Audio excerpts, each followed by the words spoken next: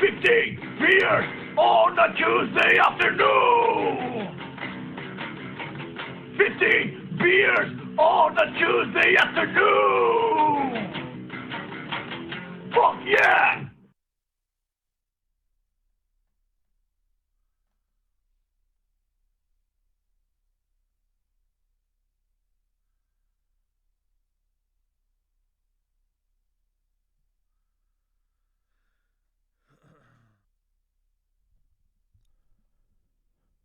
What's up, everybody? Welcome to episode 14 of 15 Beers on a Tuesday afternoon.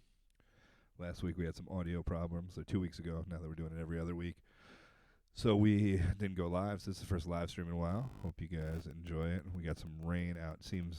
I was worried. It was raining pretty hard this morning. I was worried that the power was going to go out and was going to fuck us over again, but seems to have subsided a little bit. What do we got here? So we got some fun guests today. We don't necessarily have a theme, a bunch of musicians that I'm friends with. But yeah. So we're going to get today started with Paul Heath from Dead Unicorn. For the live stream, I was just playing a few songs from them just now. The last song was called We're Fucked, which might be the most appropriate song to start one of these podcasts so far. So we'll give Paul Heath a call.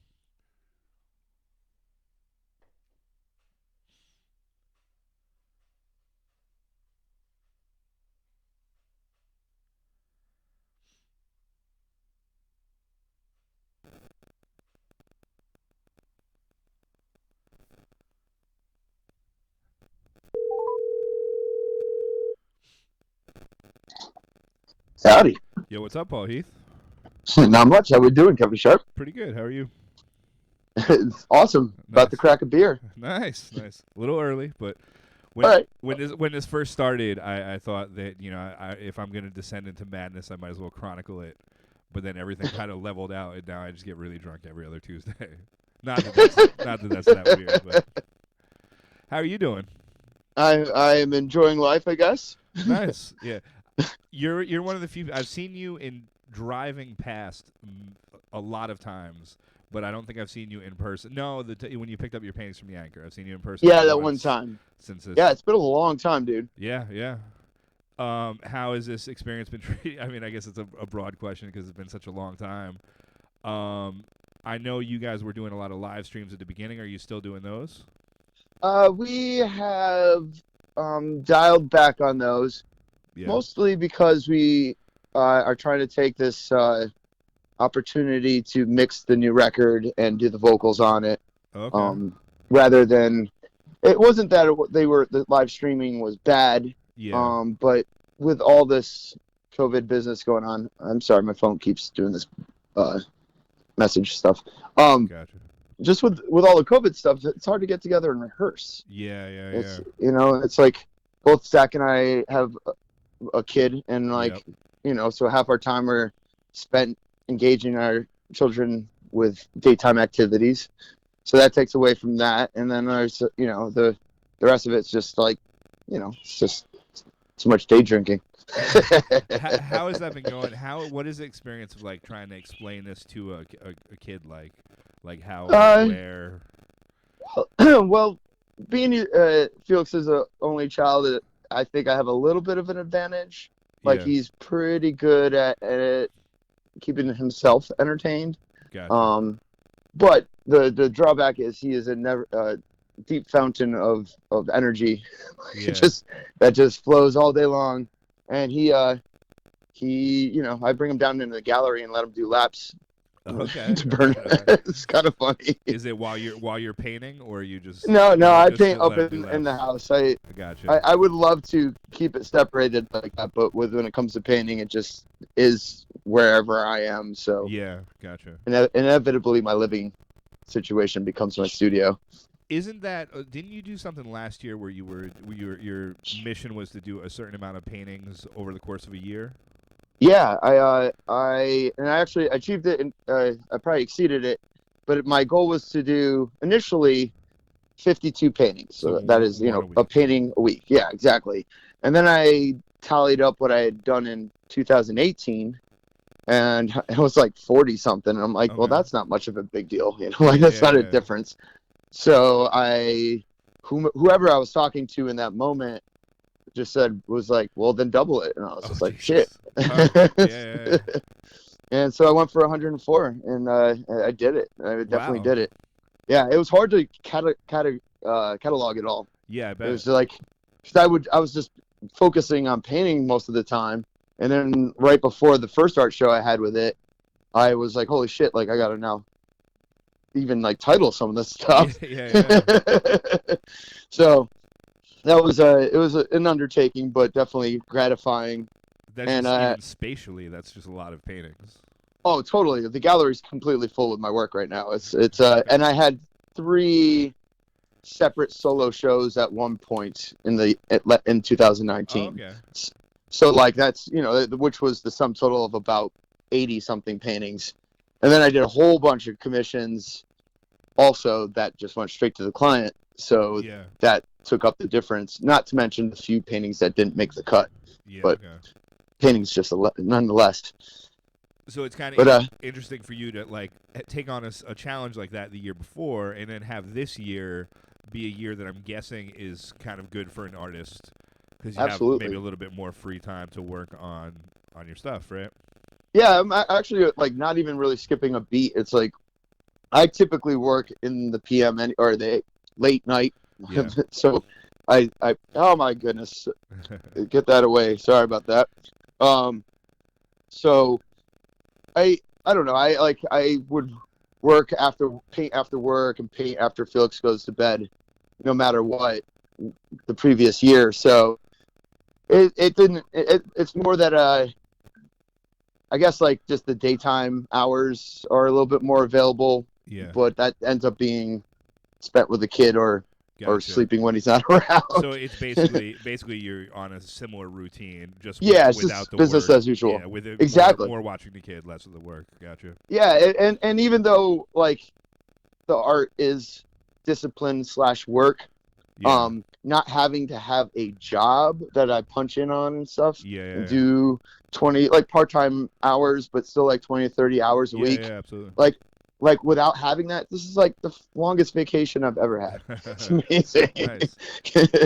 And so do you have like a certain like you're going to work from this hour to this hour, or it's just kind of nighttime you work and you go as whatever you're feeling? Well, last year being I had the goal, I would basically paint from like 11 p.m. till 4 a.m. Okay. If Felix was around, I'd end around 2 or 3 because I'd have to get up to get him to school. Yeah. And then I'd go back to sleep after. But on work nights, or days I didn't have them, I could very well be painting till 6 in the morning. Gotcha. Because sometimes I just get locked up, man. It's just like I'm in the zone. Yeah. It's just like it's hard to stop and then return and get back in that same headspace, Yeah. So also when it comes to trying to do 2 paintings a week, it's best to try to finish. Yeah.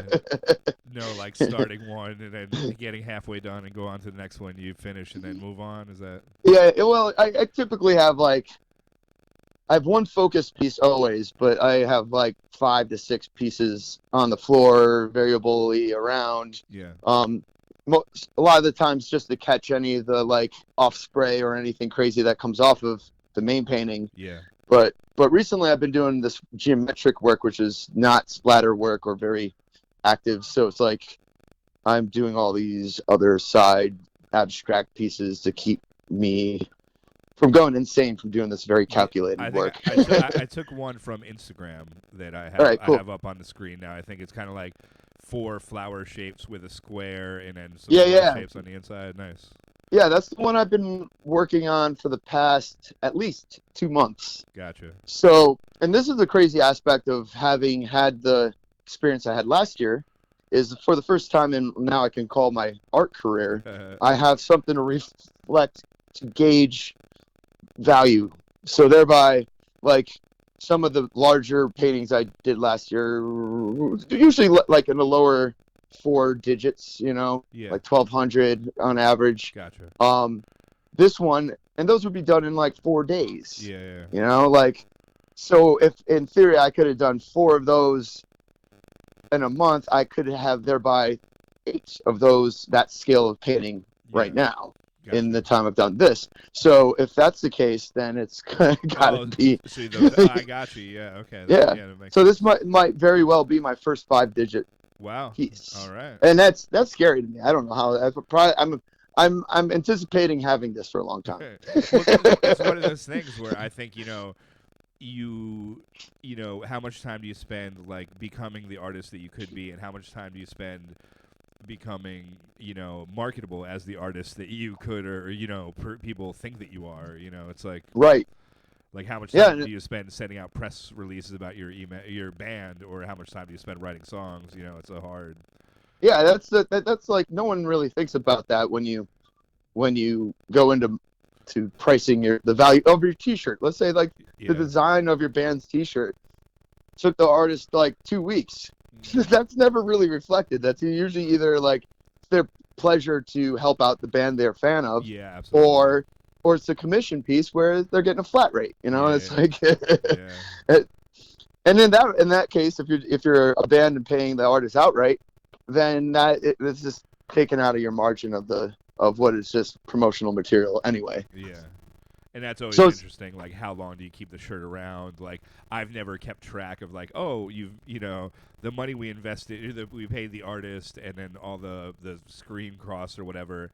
This is how many, and then we can move on to the next thing. It's always just it's so hard to keep. Yeah, it's such a long-term thing unless you sell out at the launch, and it's like that goes for art T-shirts as well. But like when I was in the Kiss Ups. Like, man, we funded our first record just on iron-on shirts at first. Oh, wow. It was crazy. Nice. Like, I was buying these $5 T-shirts, and I had an iron-on press and a inkjet printer that worked with iron-ons. And I would just sell them for 10, and just basically, almost double my money. Yeah. And we just I kept bankrolling it in completely. And it was just like we had a down payment for studio time before we knew it. It was great. Well, that must be nice being an artist and a musician. You kind of design all that stuff yourself, so you don't have to outsource, right? Yeah, typically that's what it's either typically like me or a bandmate that does the designs. Yeah. For Dead Unicorn, I typically do it all, but Zach has designed a few shirts as well. Okay. And actually, it's like that's another aspect I need to start focusing on is getting the album cover work started for this new one, which is water themed, flooding themed, global flooding. So your band Dead Unicorn, correct. Every album has an apocalypse, end of the world theme. Correct. So 2013 was pandemic, right? Yep. 13 was pandemic. 17 was aliens. Okay. Prior to pandemic, we did global thermonuclear war. Okay. And the first one we did was Yellowstone supervolcano. Gotcha. But yeah, pandemic has been a hot item lately. Yeah. So are you, of the ones that you'd released before, are you happiest that it's pandemic that we're living through now, or would you rather had aliens? Or dude, I just remember the rehearsal that we had just after they closed the schools, and we were just like, holy shit, this is like we're living out our album. Yeah.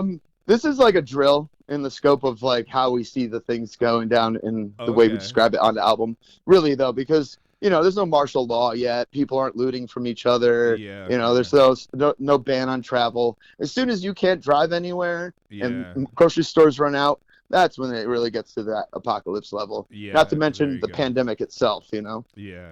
But whatever pandemic that one might be. Gotcha. So the next one's a flood situation. Like, do you have a reason the flood happes? Is it like global warming kind of? It's a global warming ultimately, like as a reasoning. But like a lot of tsunamis and extreme weather is definitely part of the scope. Yeah. But it's an opportunity to, in like more of a fantastical or fictional kind of way, like a water world pirate kind of. Yeah. Like just like even if humanity survives like global flooding, there's still going to be some that manage to yeah. keep going, and it's just going to be like pirates that it's going to be like Waterworld. So this is the first. These will be the first dead unicorn sea shanties that we hear. Actually, it's kind of yeah. There's That's as nothing wrong close with as that. we'll ever get, at least. Nice. Our one song, Shark Food, is basically it's imagining yourself on the last pleasure cruise. Okay. You get what I'm saying? Like you're the just people that out. got, yeah, like you went out right before it all happened, and now There's you nowhere went to out go on back to. Yeah, you're just. yeah. Yeah. So you're Okay. just drinking yourself away. All And in right. this, and Zach has an excellent line where he says, "Going overboard is all that we ever do."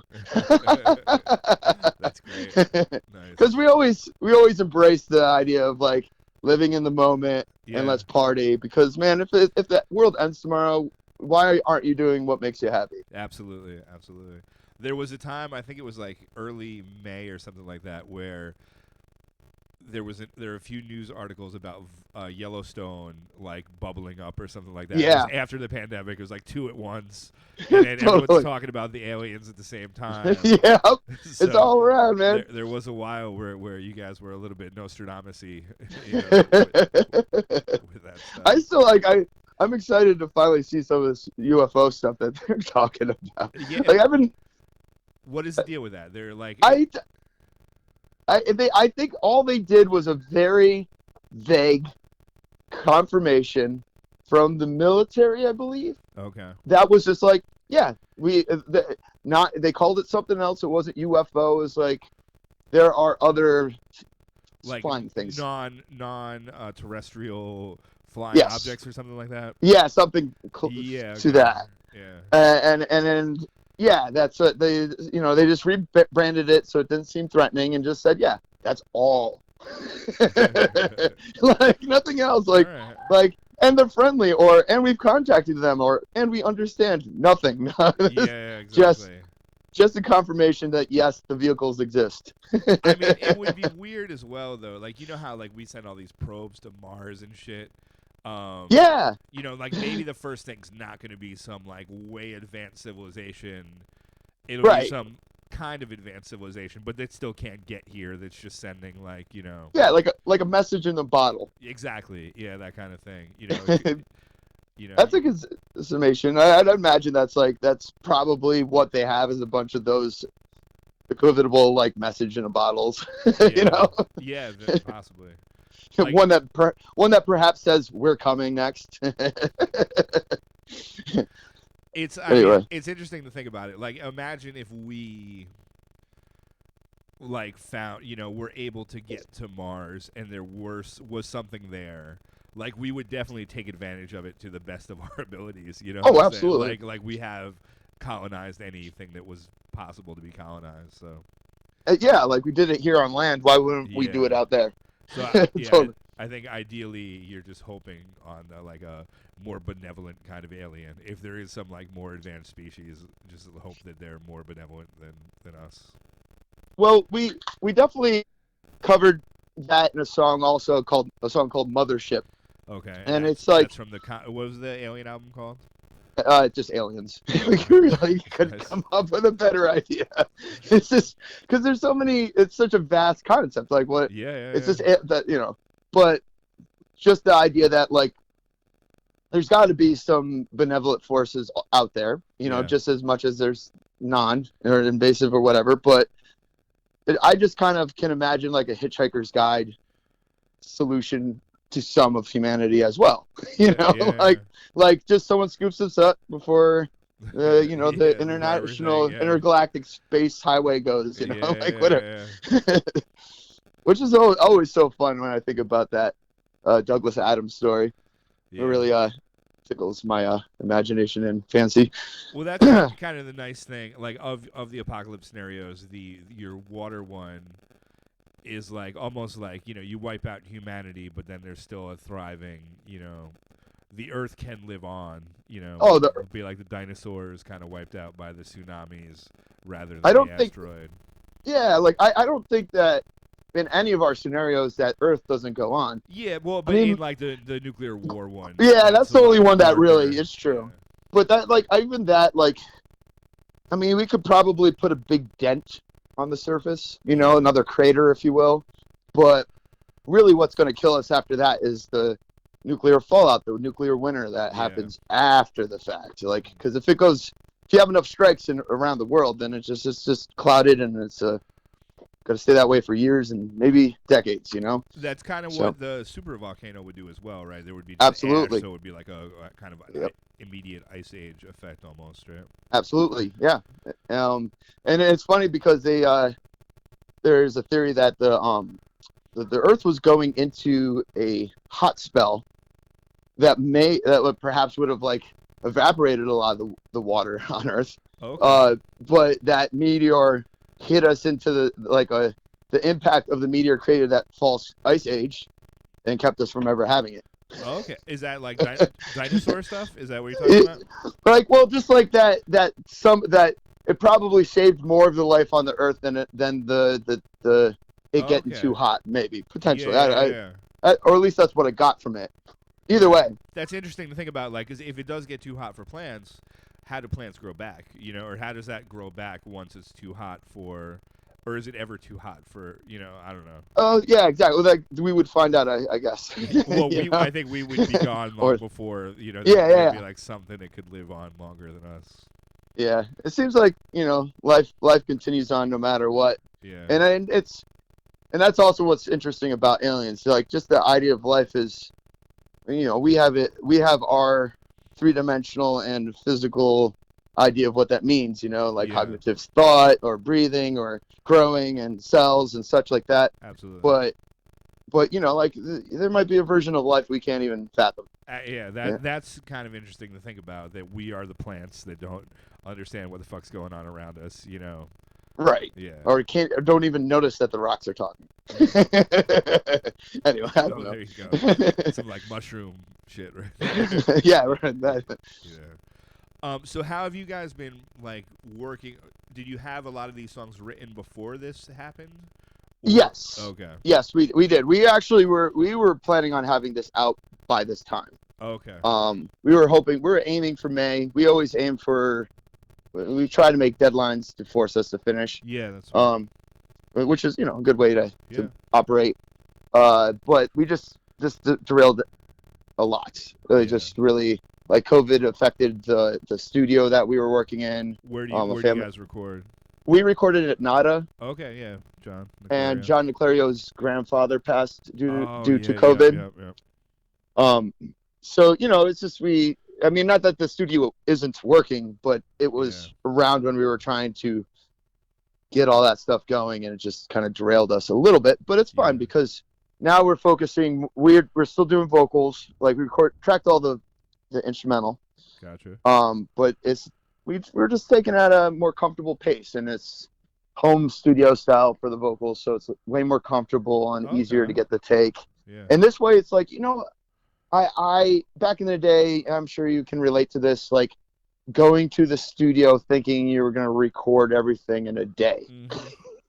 And just or even possibly all your vocals in a day. Yeah. And that's just freaking insane, man. It's just like especially if you're yelling and screaming, like I could do a set like that, but 20 takes on a song, like at worst case scenario, or exactly. So or enunciating all the words right, or we're kind of perfectionists, so you could be shot after song one. Especially and John Clario will have no reservations about telling you that.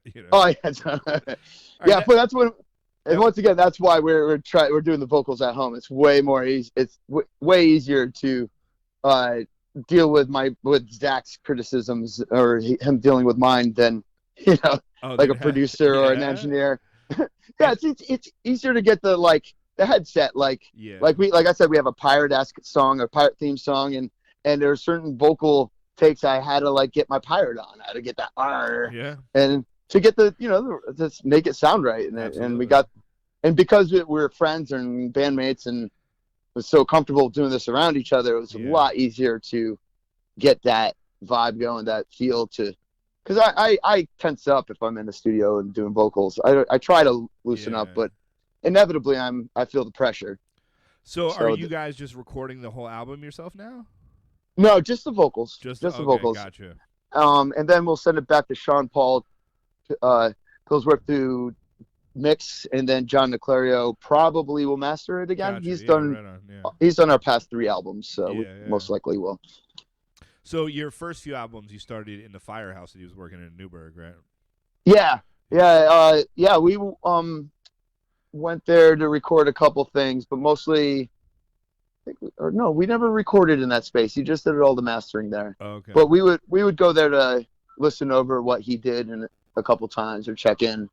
So, like, I definitely was at that spot, and I didn't even know he had moved until we were on our way to the session. Oh, yeah. Zach was driving, I'm guessing. Yeah, so. Exactly. I was just like, wait, what? We the first show I ever played was the Plattekill Summer Metal Meltdown 1992. I had just graduated from high school. It was me.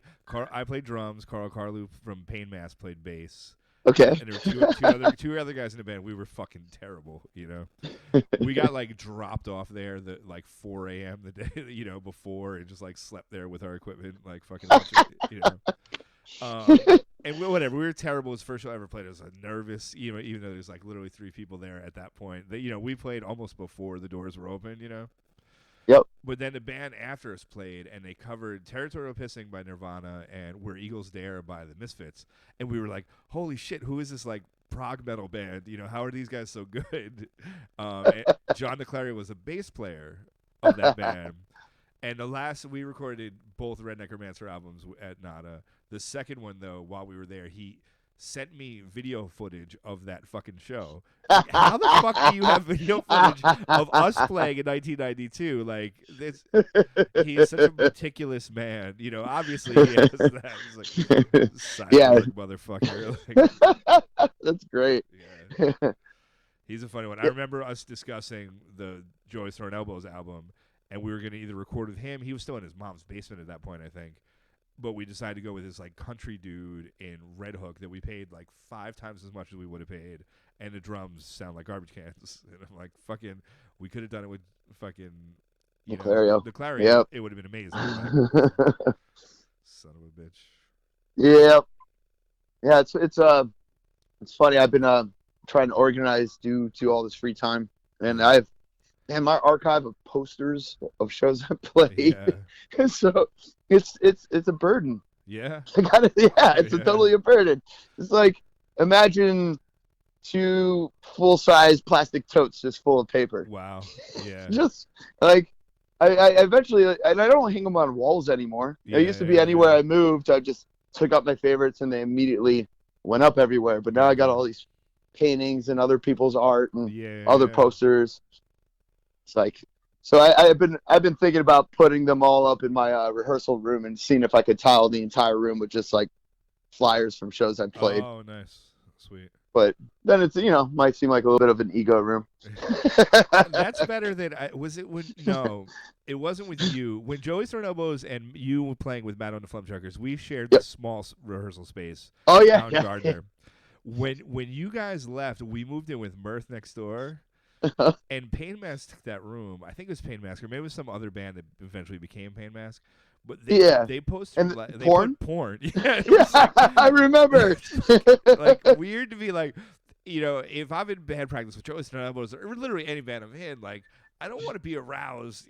Like I don't know. It just seems weird to me to be like, it's like two separate moments. Definitely. It might be a bit distracting. Who am I to judge, though? Also, it might affect the way you play live. Then not sexually stimulated. You're not playing so well.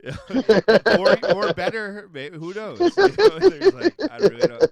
I guess I have to. I don't know. Give it a shot. See. Yeah, I always thought. I feel like I was in that room at one point. I felt the same way. I'm like, this seems a little overboard. Well, it was definitely excessive. It's just like every surface was covered with some kind of like vagina. So what? What's that? What are you gonna say? I was about to say. So how have you been? What have you, other than the podcast? What have you been doing? Walking dogs? Yeah, the dog walking slowed down a little bit first because everyone was home, but then it kind of picked up a bunch. as people started going back to work, and I think some people just want, you know, like longer walks for the dog, so they were getting like maybe a little they got the unemployment stuff, so they were having me, you know, so it got busy. And now I'm doing deliveries at the Anchor, which has been like up and down, but like it gets very, very busy. Yeah. know? So I imagine. yeah, so I've been actually busier now than I was before. I'm trying to set. I've turned our living room kind of into my like podcasting studio / I have a full drum set with like that's fully mic'd right now. So I'm trying to like learn about home recording and get into that shit. You know, Yeah. Me and Ian Fuller, you know, he's a teacher, so he's just been home, and I guess because his classes are pretty good kids. Well, now it's summer, so he's off. But even before that, he had a little bit more free time than he did, just because he's pretty organized with the way he teaches his classes, and his kids are receptive to that, so he doesn't have to like go overboard, you know. Yeah, that's cool. So he's getting into home recording too. So he'll send me like some country songs to play with. Like I'll send him some like sludge metal beats, and he'll put some guitar. So like, that's awesome. It's fun. Like, you know, friends of mine that are like super talented. That like, there's no way me and Ian Fuller could, even before the COVID thing. Like, we couldn't practice once a week. Yeah. But we can send each other songs all the time. You know, it's like I'm trying to learning this technology has been kind of cool with that. You know. Yeah. I kind of I miss having. I don't really have any full-on computer setup with recording capabilities right now, but once upon a time ago, I got a Mac Mini that came with GarageBand on it. Oh yeah, nice. And I just dove into it. I still have like maybe like an EP's worth of digital stuff I programmed up that I thought was so cool. Nice. But I was always just the worst with mixing. Like, I'd mix it and then bring it somewhere else to play for someone, and man, would it sound terrible. Yeah. I mean, at this point, though, everyone's at home, so you could even send files to – I have no idea how to do that yet. Yeah. You can send files to someone that knows better, to Sean Paul or to, you know, right. somebody that just, knows what the fuck they're doing. Like, yeah, and that also just, like, kind of goes back to, you know, the source files. Like, if they're low and then – or not high quality, then you're not gonna. It all comes from the source. You want the highest quality source material you can get, and then that's mixable. You know. At the same time, though, you're just gonna get better at that as you do it. You know, so just like of course. Sending shit back and forth to like. I just bought like a fucking double bass pedal. I still haven't fucked around with it yet. You know, but yeah, I mean. What kind of DW? Yeah, no, I got the Iron Cobra 600. I think it is. Oh, nice. That's a good one. Yeah, well, see, I asked Tatro. I was like, I had one at the beginning of like this band Hauler that me and Ian Fuller were in like the '90s in New Paltz, and I just used it because my right foot was too lazy. And as soon as I got rid of it, I got quicker with, you know, just not relying on it for things I should do with one foot. So now I have no idea what I'm doing. So I have to sit down at 45 and like try to become a metal drummer. I don't know. You know, I don't know. Why the fuck not, right? Yeah, totally. So what about you guys? Like, what is the plan for do you have a deadline for releasing the album? Well, at this point, because everything is up in the air. Yeah. And we're really good at just going with flow. We've proven that. Yeah. It's like, you know, we typically average an album every 3 years.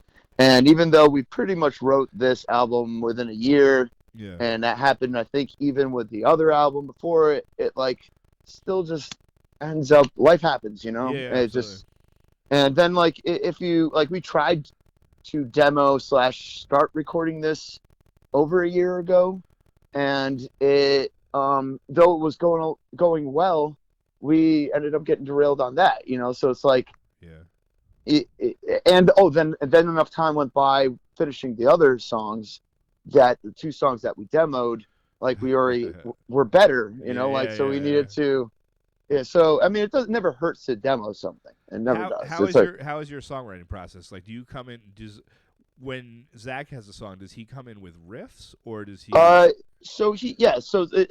We have a spread of different things that happen. Yeah. A lot of our instrumentals are developed together. Gotcha. Like, we'll just, like, I have a hand recorder thing, digital hand recorder. It's pretty cool. It gets a good live sound. I just, like, if we get a riff, or if we're feeling like, or I'll just roll it if we start jamming. That's with like you playing bass and him playing drums, and you just Yeah, and then it's like we fuck around. get a good riff. You sometimes like the riff will be 20 times as long as it should be, Yeah. but I'll be working out the thing I want to do, Exactly. and in real time. And it's just like that. Those are like the genuine songs. Those are the songs that are just like why it's like magical when him and I sit down and play together. Yeah. We just riff. It happens. We write stuff on the spot all the time. But he also is way more engaged with his musical routine, and he composed a whole album for Stage Select, which is his video game music, and released that also. Nice. And we simultaneously dropped the best of live album on Bandcamp. It's not on Spotify. The Stage Select is. Okay. But you know, he's just I guess what I was saying by that is he is a very prolific guy and Gotcha. Yeah. composes all the time. Yeah. So he'll come to me sometimes with a song he wrote for us, and back in the day it'd be like kind of like, this is how I want it, and then I'd be like, yeah, but this part is here's how I want to play it. Sometimes we'd, you know, have a hard time hashing our differences, but like overall chiseling out a better song. But now it's like he'll come at me with more ideas, like you know, this is the riff for the verses, do what you want. This is the chorus. Here's a bridge, but we need a bridge, or please feel free to embellish around here, do something here. You know, like, so ideas. And then sometimes he even has like full on lyrics and a whole composition ready to go.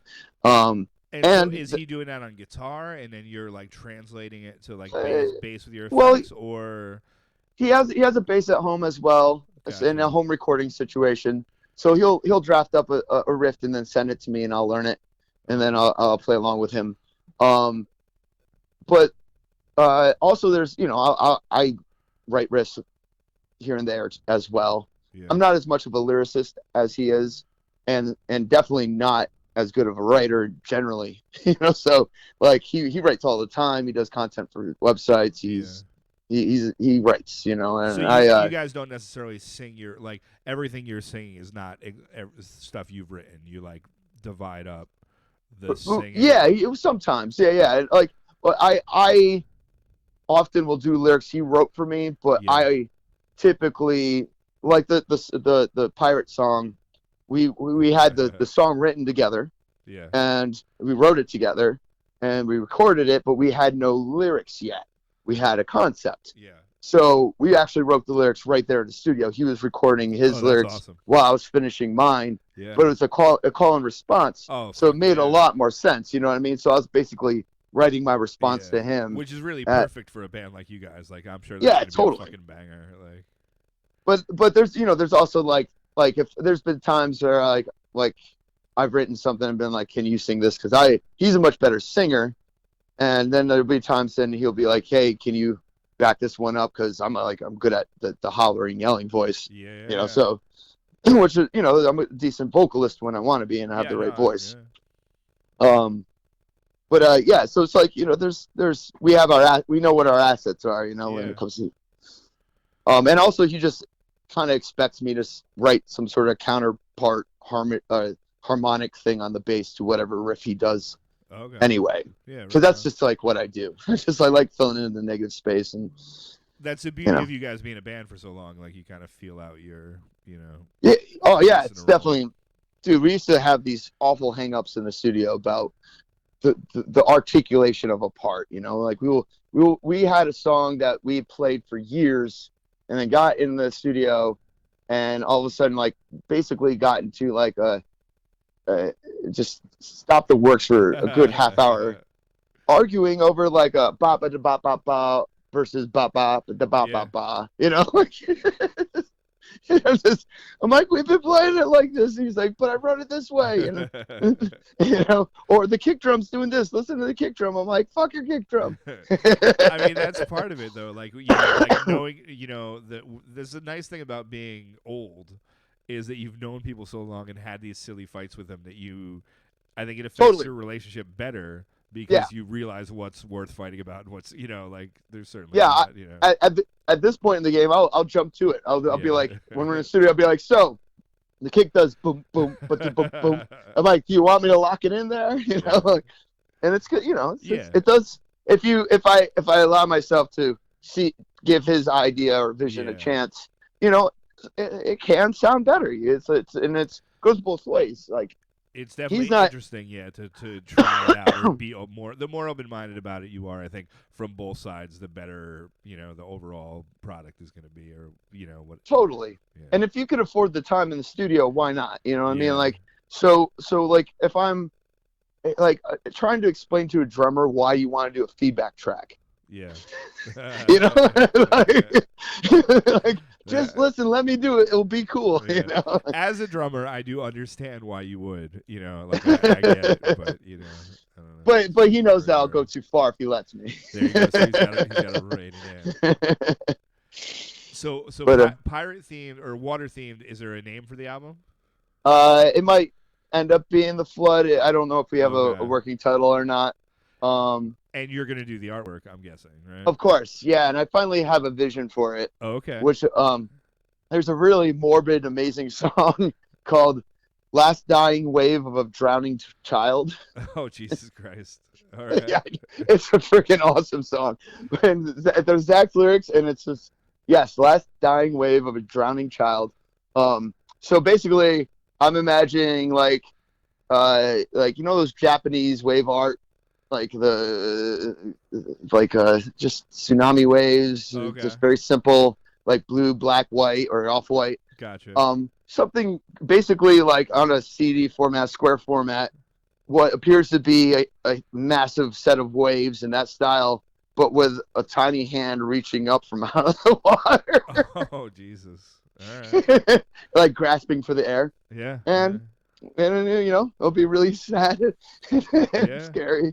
But like, this is as an artist, I'm usually pretty cheerful. My artist handle is dumb one, which and explaining that to people is difficult sometimes. But I don't know that I've heard the explanations of that. Well, but ultimately, it stems back to like childhood stuff, like being told I was dumb in school. But embracing it, and when people laugh at my art, then that's where I'm winning, because that was the purpose. Like I'm making you smile. I'm getting a response, like that kind of thing. Yeah. But so usually my art's somewhat funny, humorous, or just good, easy to look at. Yeah. This is always my outlet, my chance to make something brutal. Stuff. Yeah. And I mean, still to this day, my favorite is the Pandemic cover. Here, I had that up on screen for a while before. Let's put that up again. There we go. Yeah, that's fucking great. I mean, I got a bit of negative feedback, being like, "Oh, great, another skull on an album cover." Fuck you. Yeah, whatever. It's like most of those albums are good, Yeah, thanks. I wish I said that. Yeah. But I also backed him up. He threw he cited 3 titles. I gave him 4 more. I'm well aware that it's a played concept, but it's mine.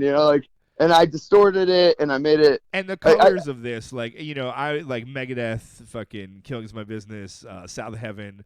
They're always, I don't know. I think this has its own aesthetic to it.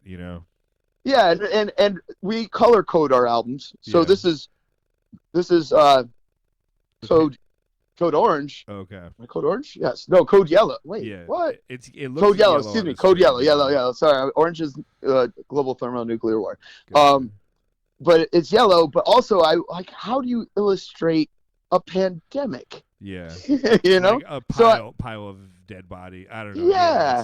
And that's been done too. So I was basically thinking like a vaporous, airborne, like something that kills you in the air. And that was like, I just basically tried to like a skull, like I'm not going to use a Mr. Yuck skull, of course, but you get what I'm saying? Like I wanted to make a mutated looking skull in what appeared to be like, a gas that was taking it out, which is, I mean, I had to do the biohazard symbol for that reason, but it looks good. I dig it. Yeah. Thanks. All right, man. But, I'm sorry. What did you say? Oh, go ahead. No, Is there is there anything else before we wrap it up here? What do you? No, man, this has been a pleasure, man. I'm very It has. thankful.